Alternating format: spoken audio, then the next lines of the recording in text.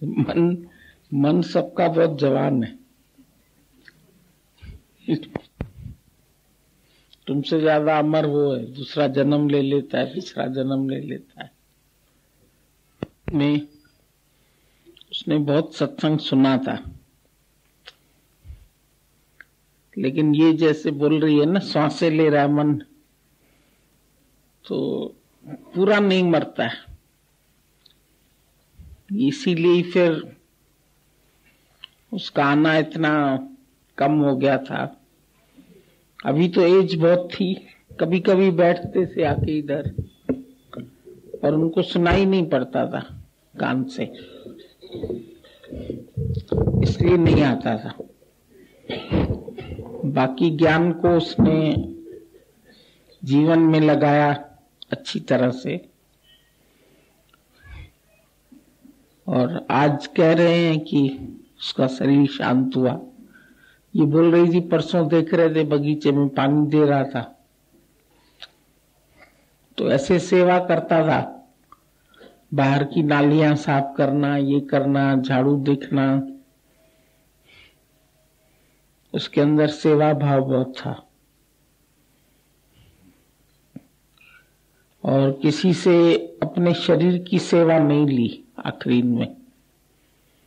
ये भी एक अच्छा ही कर्म है कि ऐसे ही शरीर शांत हो जाए किसी का।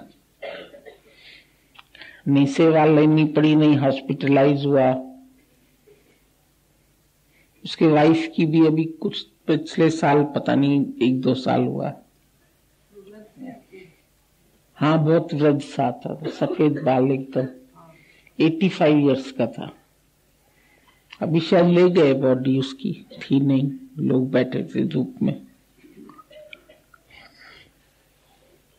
कल रात को हुआ ना, आज सुबह, कल शाम को हुआ। ये गई थी, मोना लेके गई थी इसको, कविता को। कविता भजन सुना के आई।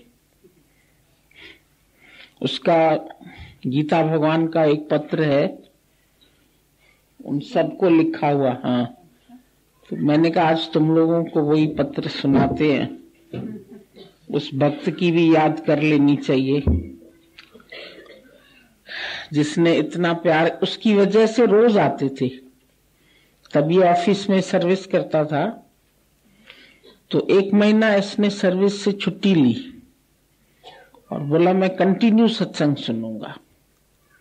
और गीता भगवान इसके लिए गोलागंज से रोज आते थे, 12 बजे, 12:30 बजे। धूप, लू भी लगती थी, धूप भी होती थी, और वो नाले के पास यहाँ जाके, तो पाइप नहीं पड़े रहते थे लंबे लंबे, उन पाइप पर बैठ के इंतजार करता था उसकी रिक्शा का, कि उनकी रिक्शा आएगी तो मैं साथ लेके अंदर चलूंगा। उनके घर में ही होता था सत्संग, जो हमने बताया था ना कि ओल्ड लेडीज के लिए गीता भगवान ने बोला इनको सत्संग नहीं लगेगा, तो उस दिन इसी के घर में कर रहे थे सत्संग। कंटिन्यू इनके घर में 1 महीना सत्संग किया था। और इसको भी इतना तब लगन लगी थी, लोकल में भी ये चिट्ठियां लिखता था गीता भगवान को, और गीता भगवान भी इसको 20-20 पेज की, 25-25 पेज की चिट्ठियां जवाब में लिखते थे। इसके कारण समझो पूरे मालवनियों का भला हो गया था।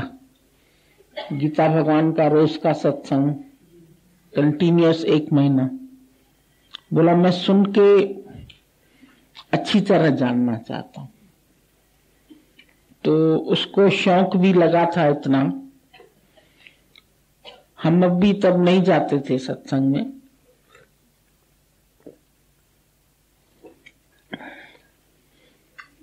तो हम लोग जैसे पढ़ाई के लिए उठते थे ना, तो इसकी भी अलार्म बजती थी। वो अलार्म क्लॉक लेके पूरी गली में चक्कर लगाता था, सबको कैसे खटखटा के जगाए। तो जिसको सत्संग आना है वो अलार्म क्लॉक लेके घूमता था। और फिर ये हमारे घर से सब लोग जाके, मम्मी वगैरह सब सत्संग सुनते थे। वही इसके अभी मैं पत्र पढ़ रही थी घर में, है किताब में छपी है, उनका नाम भी है, लेटर लिखा हुआ है 9/7/1964। 64 में इसने सुना था। और 64 से आज कितने साल हो गए? 40 से ज्यादा हो गए ना, हैं? 43। इसने समझो तब से ज्ञान सुना इतने साल, और ज्ञान नहीं था, कभी आवाज नहीं आती थी उसकी। अपना मौन में जो सेवा करनी होती थी करता रहता था, करता था। हरिओम। नाम उसी का ही है, मैं पढ़ रही थी। सच्चिदानंद स्वरूप प्रिय मम रूप ब्रह्मानंद। हाँ, ब्रह्मा नाम था, ब्रह्मानंद। फिर उसका भाई है दूसरा, उसका नाम है प्रकाश। प्रकाश वो भी सुनता था। तीसरा चंद्रू, फिर दादी पुनवानी, पार्वती जो हम लोग को मकान देके गई, गुणवंती उसकी वाइफ, वो पहले शांत हो गया, नीना, गोदावरी, राधा, तुलसी, तुलसी माता के लिए। और राधा का भी इस दीपा के घर के सामने रहती थी, वो बीच में 1-2 बार आई थी 7 जून में, उधर गांधी भवन में आई थी, भजन वजन सिंधी में सुनाया था।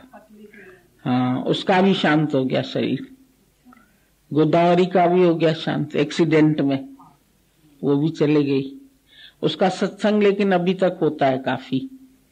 वो जो टंडन ज्यादा उसके पास ही जाती थी पहले, जो उस पैराडाइज के पास में रहती है ना टंडन, है लालबाग में उसका सत्संग होता है अभी। दया और सब सत्संगी सदैव आनंद में स्थित रहो। दया चारबाग वाली। दादी पुनवानी की चिट्ठी यहाँ सत्संग में पढ़ी गई, पत्र में लिखा है। गीता भगवान तब बहुत पत्र लिखते थे, मेहनत बहुत की है। उसमें लिखा था सवेरे ब्रह्मानंद के घर सत्संग करते हैं। चार ब्रह्मानंद किताब में आ गया, और क्या चाहिए। सुनकर आनंद की प्राप्ति हुई, तुम सबके मुखड़े आंखों के आगे घूम गए और तुम्हारा प्रेम याद हो आया। खैर कहीं भी हो सत्संग करते रहो और अपने ब्रह्म आनंद में सदैव प्रसन्न रहो। ब्रह्मानंद को बोला अपने ब्रह्म आनंद में सदैव प्रसन्न रहो। ये मनुष्य जन्म मिला है 84 लाख योनियों के बाद, और किस्मत से पूर्ण गुरु भी मिला है। तो हमको उसका पूरा फायदा लेना चाहिए।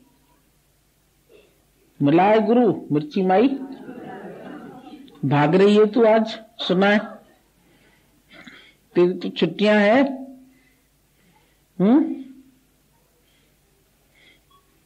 बर्थडे मनाने जा रही है घर में, हम लोग के साथ नहीं मनाएगी बर्थडे।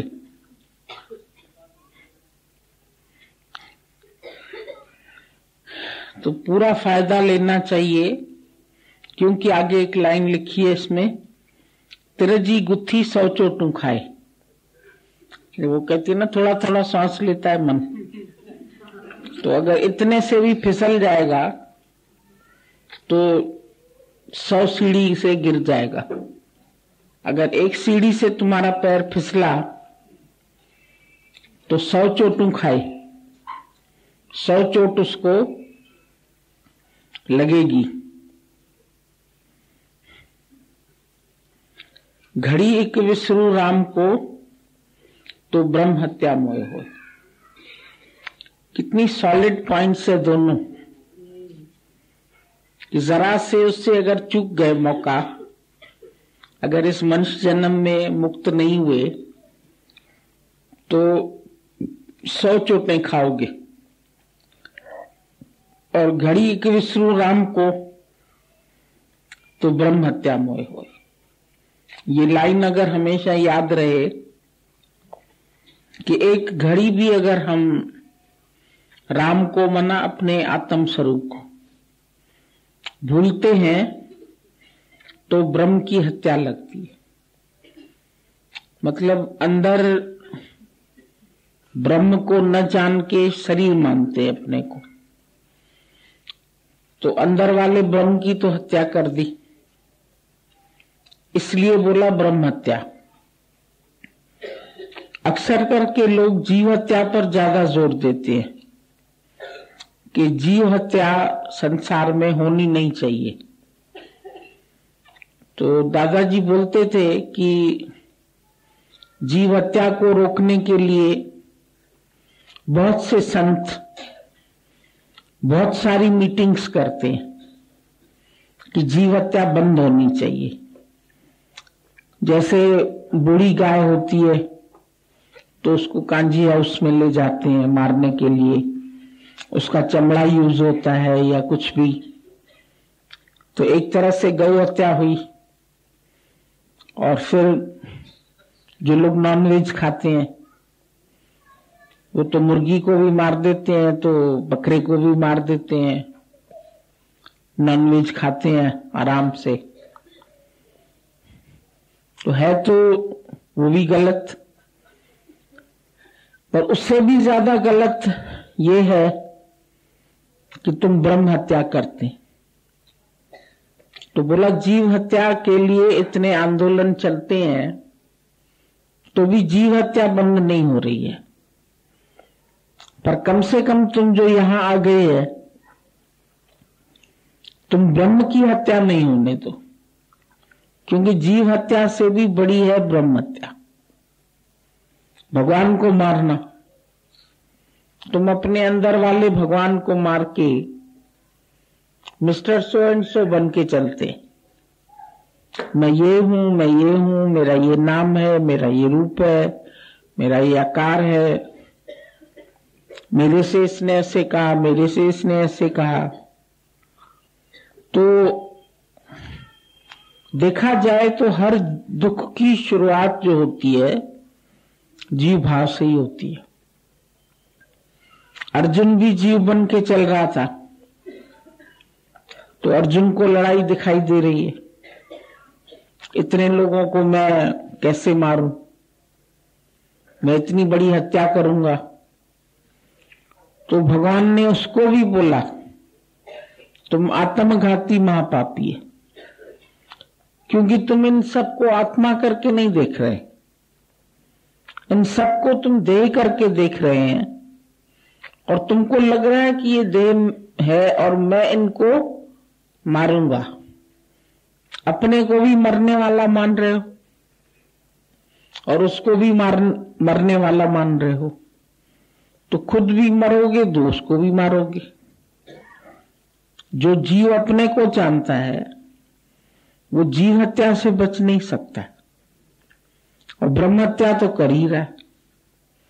तो आत्मघाती महापापी, तुम अपनी अंदर आत्मा का हनन करने वाले हो। गीता में बोला तुम अपने अंदर की आत्मा का हनन करते हो। हनन करते हो मतलब उसको मार के तुम अपने आप को मिस्टर फलाना फलानी समझते हो। फिर समाज का डर, फिर लोगों का डर, फिर दुनिया का डर, व्हाट द पीपल से, इस राह पे बढ़ते हैं। बहुत अपोजिशन आती है, कभी घर वाले विरुद्ध हो जाते हैं, कभी पड़ोसी विरुद्ध हो जाते हैं, कभी कोई विरुद्ध हो जाता है, फिर लिहाज आता है, फिर मोह होता है।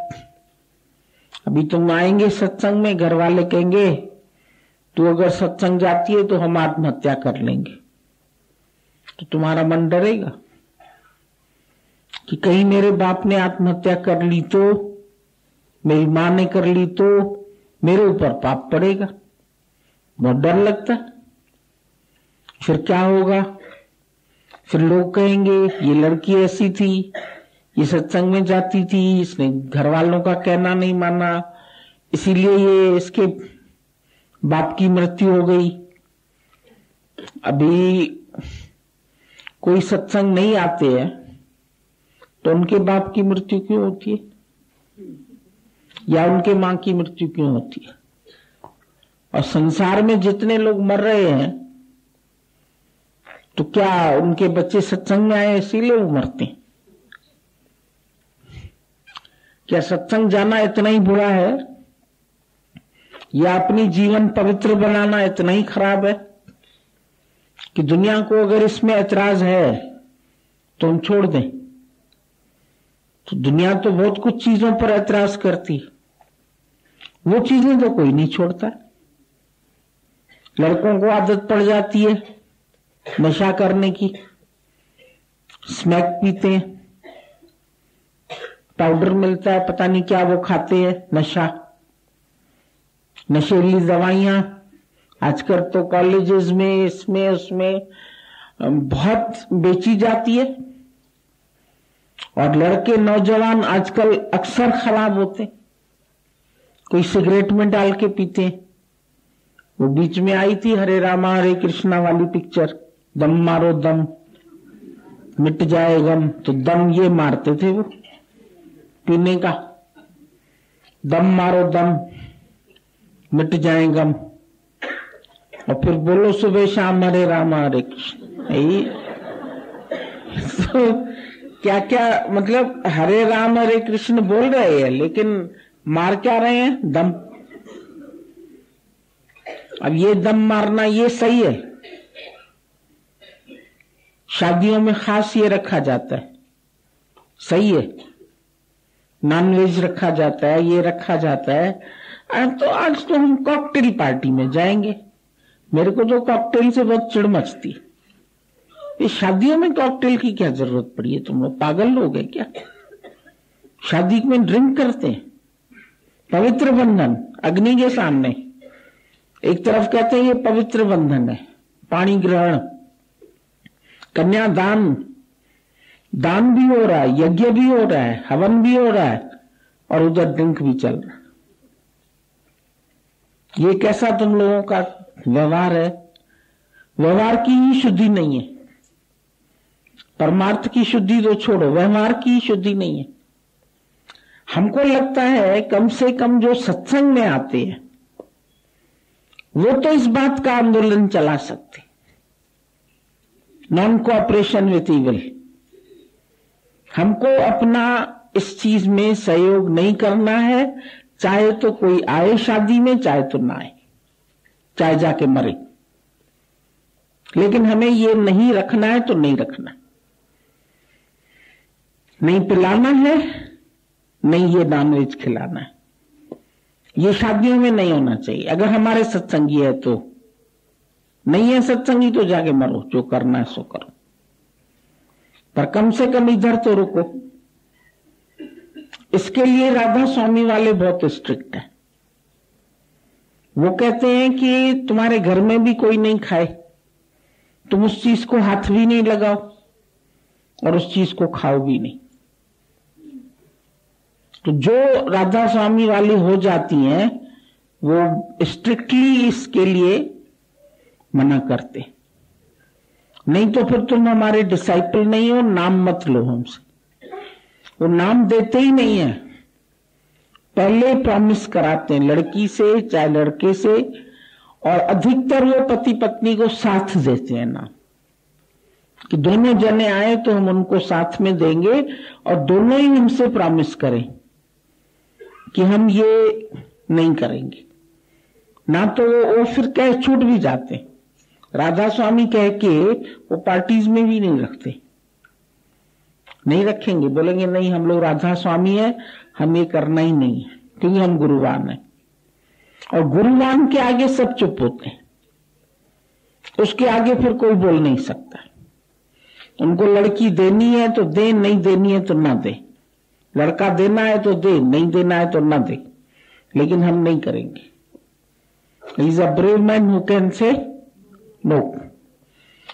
और सत्संग में आने के बाद तुम लोगों को भी माया में जाने के लिए इतना स्ट्रिक्ट होना पड़ेगा। He is a brave man who can say no. दादा की ये पॉइंट है कि हमको अगर माया में नहीं जाना है, विषय में नहीं जाना है, विकार में नहीं जाना है, तो हमको कोई जबरदस्ती नहीं ले जा सकता, किसी की भी हिम्मत नहीं।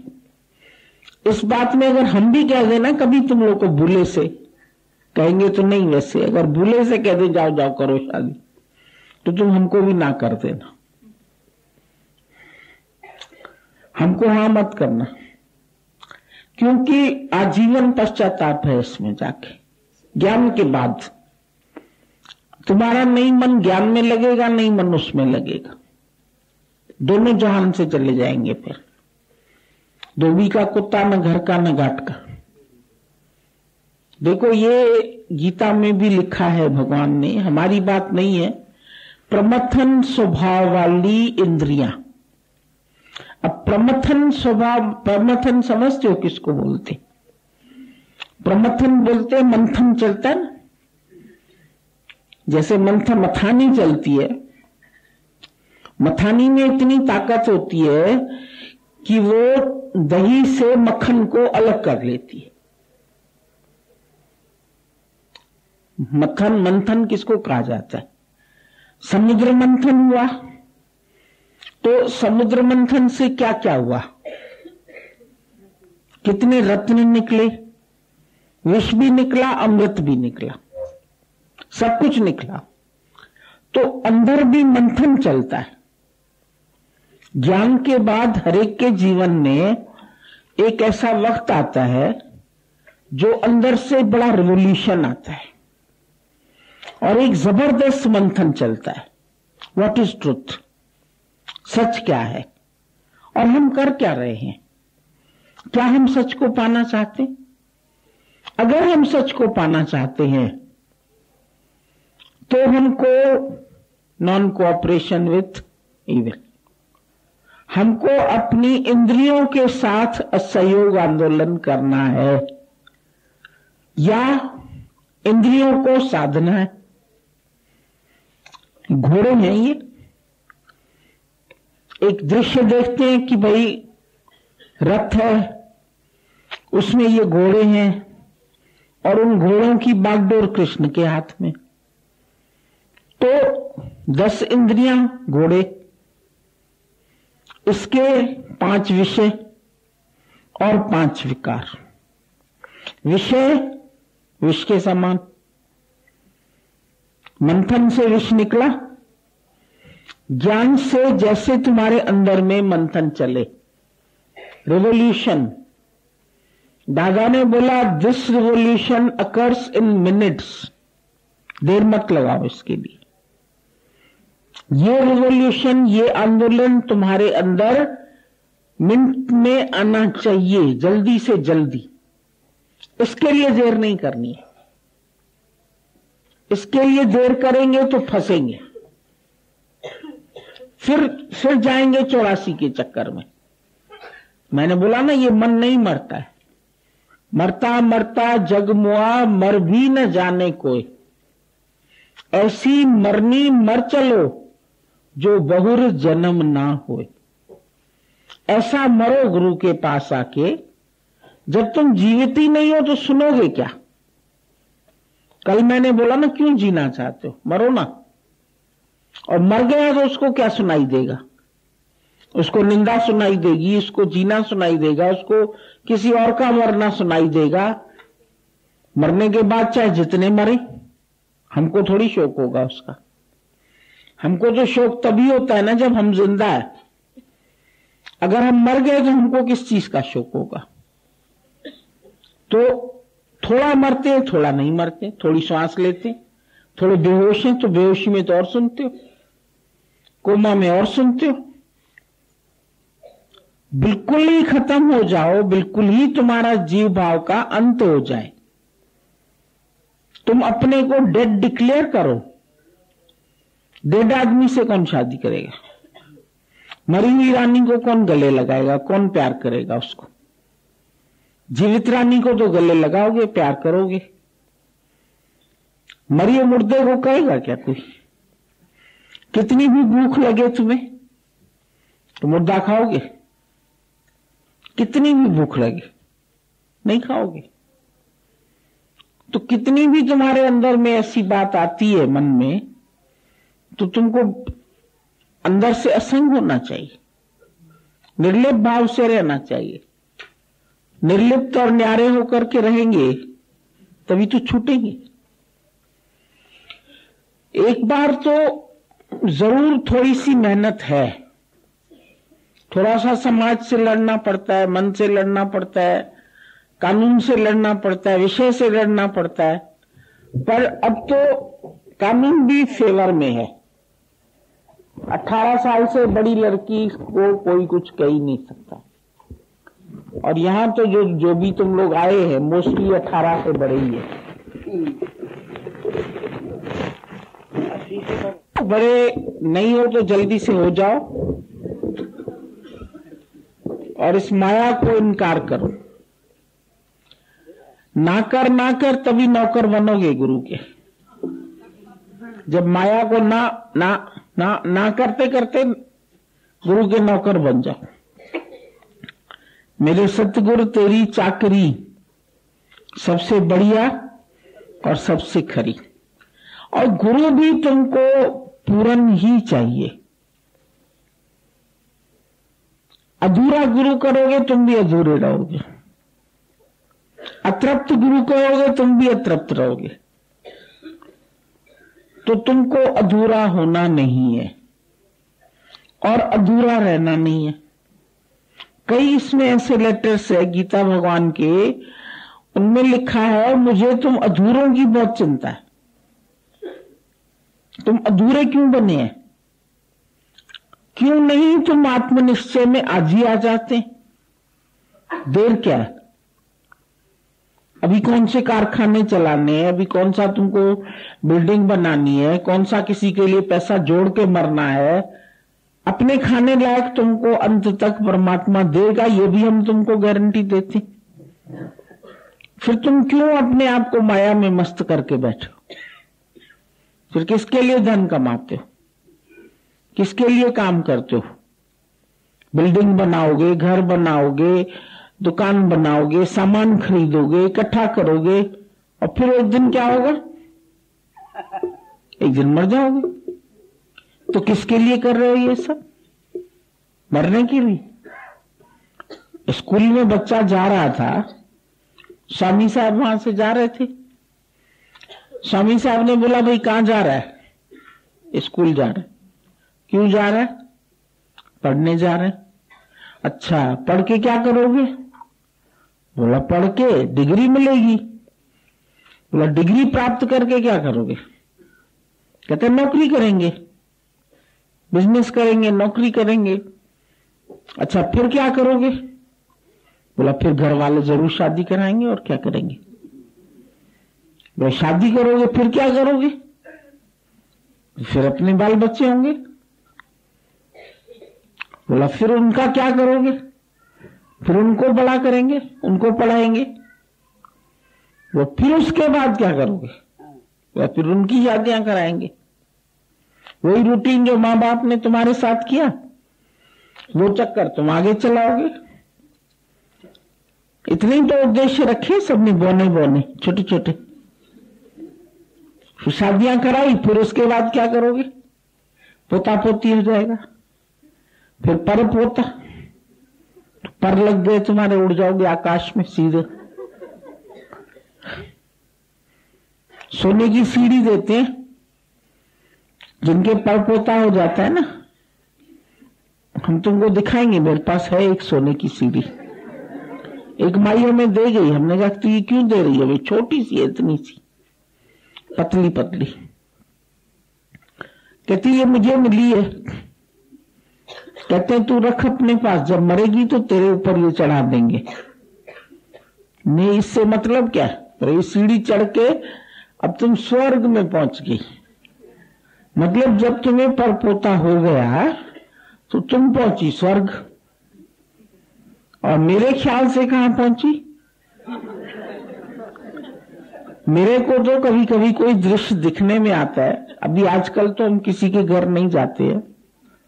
पहले अगर हम किसी के घर जाते थे, कोई जो बड़ी दादी माँ होती थी, उसके 4-5 बच्चे, बेटे, उनके बच्चे, तो सारे पोते पड़पोते तरपोते, कोई सिर से, कोई इधर से, कोई इधर से, कोई इधर से, सारे ऐसे फैले हुए डबल बेड पर बैठे रहते थे और वो बैठ के टीवी देखते थे।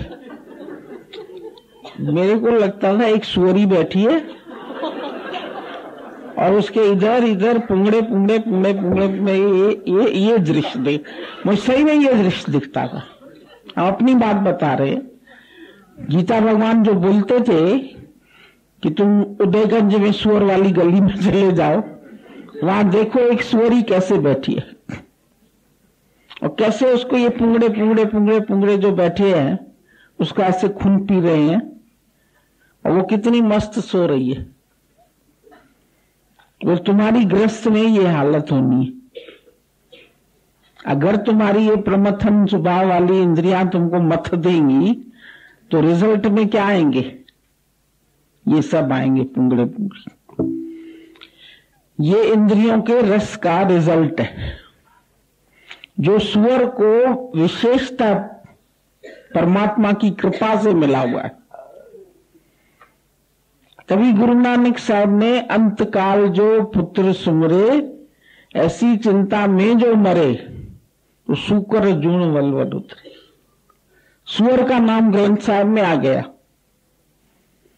कि उसको सुकर जूण मिलेगी। अंतकाल जो स्त्री सुमरे तो वैश्या जूण वलवल उतरे। उसको भोग वासनाओं की इच्छा होती है तो वैश्या बनेगी, तो एक रात में 5-5 मर्द आ जाएंगे, 4-4 आ जाएंगे उसके पास, पैसा भी कमा लेगी। आजकल तो ये बोलने लगे हम लोग, भाई ये नौकरी करते हैं, जैसे और नौकरियां करते हैं पब्लिक के लिए, सेटिस्फेक्शन के लिए। बोले मर्दों को वासना है इसलिए हम ये नौकरी कर रहे हैं। हम लोगों ने अपना ये कारोबार बनाया है। हम सेटिस्फाइड करते हैं, जो अपनी वाइफ से डिससेटिस्फाइड है, हम उनको सेटिस्फाइड करने के लिए ये बिजनेस खोल के बैठे। ये उनका बिजनेस सेंटर है। वैश्या जूण वलवल उतरे। बताओ, अब तो ये काम भी बुरा नहीं लग रहा लोगों को। ये भी और कामों की तरह बिजनेस बना दिया। जैसे और बिजनेस करने में नहीं शर्म आती है, ऐसे ये बिजनेस करने में उनको शर्म नहीं आती है।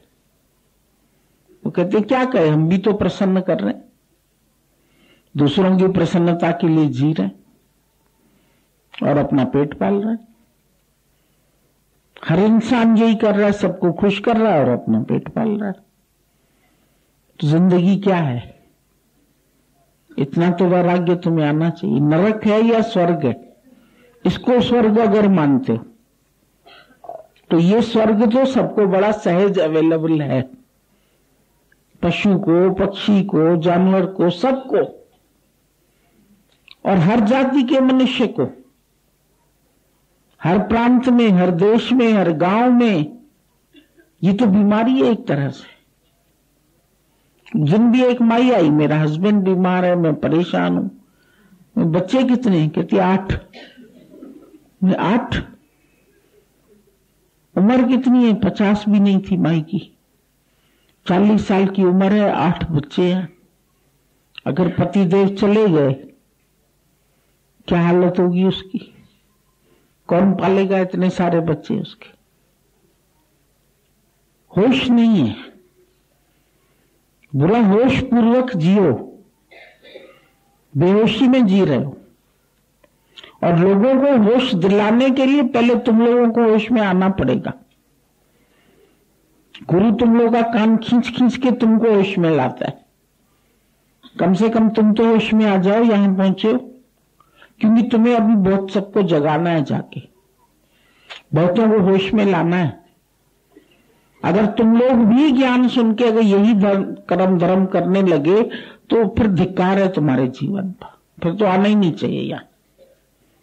फिर आज भी जाके वापस घर में बैठो तुम लोग तो बहुत अच्छा है, जरूरत नहीं है ऐसे लोगों की यहां पर, जो ज्ञान सुनने के बाद भी, आंखें खुलने के बाद भी फिर नरक में जाए, फिर गड्ढे में जाए, फिर स्विमिंग पूल समझे उसको।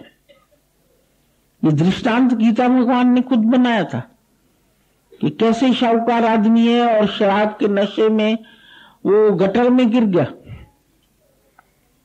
और गटर में गिर गया तो मरा चूहा हाथ में आया, उसको खा रहा है और समझ क्या रहा है कि मैं स्विमिंग पूल में हूं। गटर उसको स्विमिंग पूल लग रहा है। मरा हुआ चूहा हाथ में आ गया, कहता चिकन की टांग खा रहा हूं, मजा ले रहा हूं, 5 स्टार में बैठा हूं। बताओ, फिर जमादारन आती है ऊपर से कूड़ा करकट डालने के लिए, वो लग रही है उसको इंद्र की अप्सरा, मेरे ऊपर कूड़ा डालने आती, कहता फूल बरसा रही है। गीता भगवान ने बोला तुम लोग यही समझते हो, विषय सुख ऐसा ही है कि तुम स्विमिंग पूल में पड़े और उसका मजा ले रहे हैं और तुम्हारे ऊपर इंद्र की अप्सराएं पुष्प वर्षा कर रही है, कितना आनंद आ रहा है तुमको। तो ये है माया के मजे। गुरु देता है सच्चा मजा। गुरु कहता है ये मजे तो तुम 84 लाख योनियों में लेके आए, अब ये जन्म तुम्हारा इसके लिए नहीं है। बहुत जन्म बिछड़े थे माधव, ये जन्म तुम्हारे लेके। मानसा देही मिली है प्रभु पाने के लिए, और काज तेरे किते न काम, मेरी साध संगत भज केवल नाम। इसके लिए मिला तुमको, भज केवल नाम। और फिर गुरु भी मिला है, ये शुक्राना करो। और गुरु तुमको डंडा लगा लगा के तैयार करता है कि कम से कम तुम तो बच जाओ। बहुत करोड़ों में कोई आता है यहां, सब नहीं आते हैं। जनसंख्या तो करोड़ों की है, यहां करोड़ों में कितना है? कोटन में को नारायण जय चीत।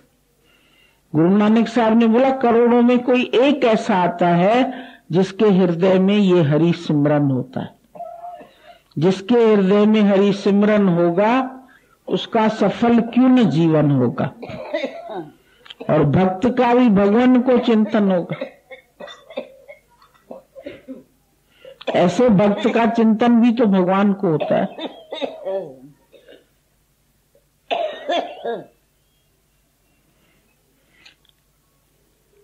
उसका सफल क्यों न जीवन होगा, ऐसे व्यक्ति का जीवन सफल होता है। जिसके चिंतन में परमात्मा भी रहे। और भगवान क्या चिंतन करता है कि तुम इस चिंताओं से बचो। इन सब से क्या मिलना है? चिंता और दुख के सिवाय कुछ मिलना है? जो भी संसार में तुम इतना खेल खेल रहे हैं उससे आखिर क्या है? प्रस्थान मरघट की ओर। बच्चे से पूछा आखिर क्या करोगे? बोला आखिर तो मर जाएंगे। तो बोला मरने की ये इतनी लंबी तैयारी मरने की कर रहे हो? मरने के लिए पढ़ रहे हो, मरने के लिए कमा रहे हो, मरने के लिए पैसा इकट्ठा कर रहे हो, मरने के लिए बच्चे पैदा कर रहे हो, मरने के लिए शादियां करा रहे हो, काहे के लिए कर रहे हो? What's your M? कम से कम जानो तो सही कि उद्देश्य क्या है, किस उद्देश्य के लिए आए हो और कर क्या रहे हो। करना था सो ना क्यों पड़ो लोभ और मोह के फंद। गुरु नानक साहब ने क्या बोला?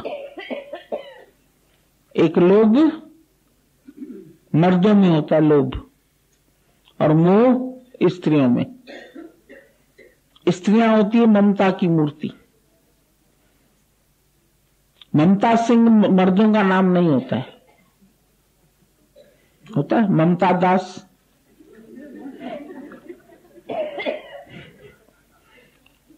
ममता रानी औरतों का नाम होता है, लड़कियों का नाम होता है ममता और समता। तो अपने आप से पूछो कि जीवन किसके लिए मिला है?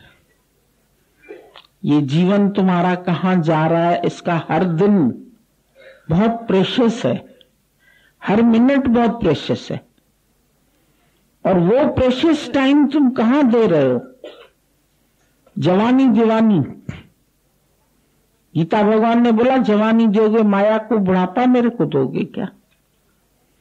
अभी तो धन कमा ले, अभी तो बिजनेस कर ले, अभी तो ये कर ले, अभी तो वो कर ले, फिर आया बुढ़ापा गई जवानी, ढकने लगो तो शरीर ऐसा शरीर जो है तुम्हारा कांपेगा। सिर कांपो पग डगमग्यो नैन जोतते हीन, नानक ए विद भई तो न हरी रस ली। तो भी हरि का रस नहीं लेते। नानक ए विद भई, ऐसी हालत हो जाती है तुम्हारी तो न हरी रस ली। अगर शुरू से नहीं लिया बुढ़ापे में नहीं ले सकते। बुढ़ापे में और शरीर पीछे, तृष्णा जवान। ससुरा मेरा 80 बरस का और सासू निपट कुंवारी, ये भी एक पहेली है। ससुरा मेरा 80 बरस का मतलब 80 बरस का ये तुम्हारा शरीर हो जाए, पर इसके अंदर जो सासू मां है वो निपट कुंवारी, माने तृष्णा, वो कुंवारी है। शरीर 80 साल का हो गया, तृष्णा उठती है 16 साल में, 14 साल में, 16 साल। तो शरीर ज्यादा बुढ़ा हुआ ना, तृष्णा बाद में पैदा हुई, इसीलिए वो हो जाता है 80 बरस का। और सासू निपट कुंवारी, जो सासू है वो निपट कुंवारी है। तृष्णा का कांसा तेरा हरदम खाली है, तो झूठी आशा के द्वारे का स्वाली है। ये तृष्णा जो है ये इसका कांसा हरदम खाली है, कभी भरने वाला नहीं है, ये कभी तृप्त होने वाला भी नहीं है। तुम सोचो मन तृप्त हो जाएगा तब छोड़ेंगे, मन कभी तृप्त नहीं होता है। कबहू न शांत भयो, कबहू हंसो कबहू रोयो, इस विद ख्वार भयो। अभी भी अगर हम पूछें सबसे कि मुंह निकल गया है सबसे पूरी तरह से, कहेंगे नहीं, थोड़ा थोड़ा थोड़ा थोड़ा है। क्रोध, क्रोध निकल गया? नहीं, क्रोध भी आ जाता है, क्या करें, कंट्रोल नहीं हो पाता। कामना, कोई कामना तो भाई रखनी पड़ेगी शरीर को जीने के लिए, कामना भी है, क्रोध भी है, मोह भी है, कहीं ना कहीं तो फंसा पड़ा है। किसका सहेली में, किसका मां में, किसका बहन में, किसका अपने शरीर में। कोई गाली देता है, कोई अपमान करता है तो सहन नहीं होता। चाहते हैं सब लोग हम गुरु जी आपके पास रह के ना सेवा करना चाहते। सेवा करना बड़ा कठिन है, आसान नहीं। सेवक को बहुत गालियां खानी पड़ती है। अगर हम दरवाजे पे किसी को बिठाते हैं ना, इनको गालियां पड़ती। खुद तो बैठी है यहां पर, हम लोग को अंदर नहीं घुसने दे रही, हम लोग को नहीं जाने देती। सेवक को हमेशा गालियां सुननी पड़ेगी। तैयार हो गाली सुनने के लिए, तैयार हो क्रूसीफाई होने के लिए। देखो, क्राइस्ट की एक्टिंग कोई नहीं करता है, गुरु नानक की एक्टिंग कोई नहीं करता है आज से दिन तक। मैंने बोला जो क्राइस्ट बनेगा उसको अंदर में ये भी याद रखना चाहिए कि एक दिन तुम्हें क्रॉस पर चढ़ना पड़ेगा। बिना क्रॉस पर चढ़े कोई क्राइस्ट बन नहीं सकता है। क्राइस्ट का पहला नाम था जीसस, यीशु मसीह, उसको बोलते थे यीशु। फिर मसीहा बोला गया तब जब वो सबकी हेल्प करता था, तब उसके ऊपर नाम पड़ा था मसीहा। तो उसको अपनी मृत्यु खुद कंधे पर उठा के चलनी पड़ी ना।